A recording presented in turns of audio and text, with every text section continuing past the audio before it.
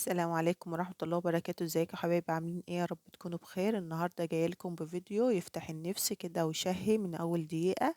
هنسلق سوا ديك بلدي حلو كده، وكمان ملوخية ريحتها تهبل.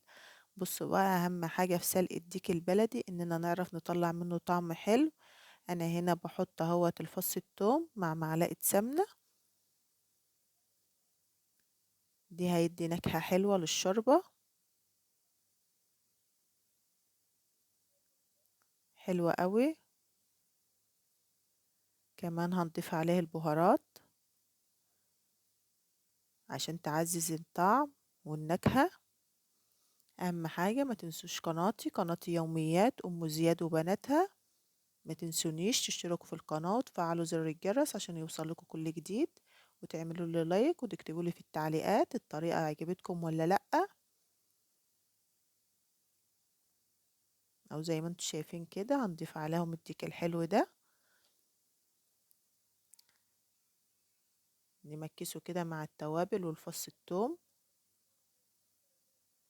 ناخد لون كده، مش لون يعني، تصفيرة خفيفة كده. بعد كده نحط حباية بصل وجزر وحبايتين طماطم، نقلبهم، نقلب كده.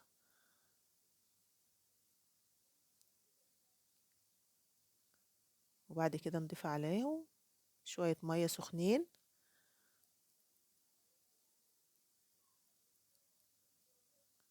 اهو زي ما انتم شايفين كده.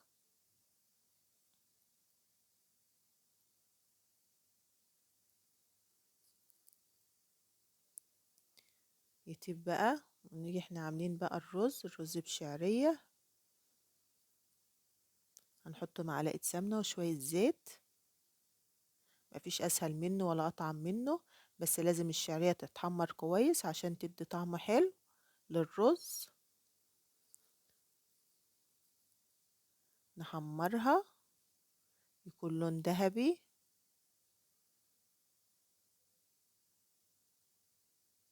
نقلب فيها على طول علشان ما توحدش، تدي حباية وحباية تبقى لون ذهبي حلو زي ما انتم شايفين اهو.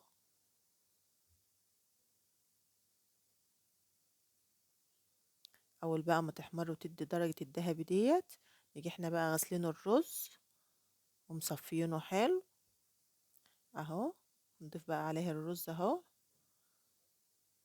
ونقلبه في الشعرية، نقلبه شوية.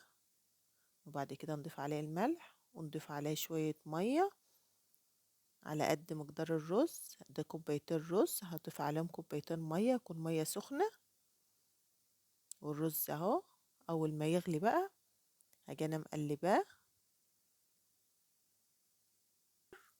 وسايباه يطيب. تاكلوا شوية رز ولا اطعم من كده.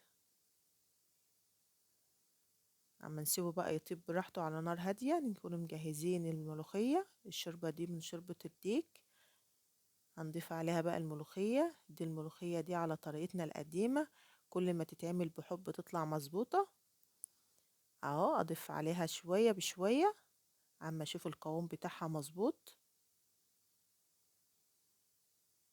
اهو. ضفت عليها كمان شوية كده بقى لها بقى عرق واتظبطت كده وبقت مية مية. اجي انا بقى محمرة الفص التوم، حطاله شوية زيت ومحمراه، واجي انا حاطه عليه معلقة كزبرة.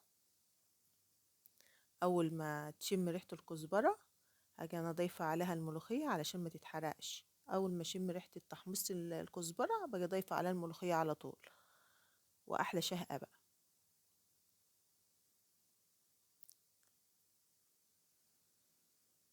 احلى طبق ملوخية.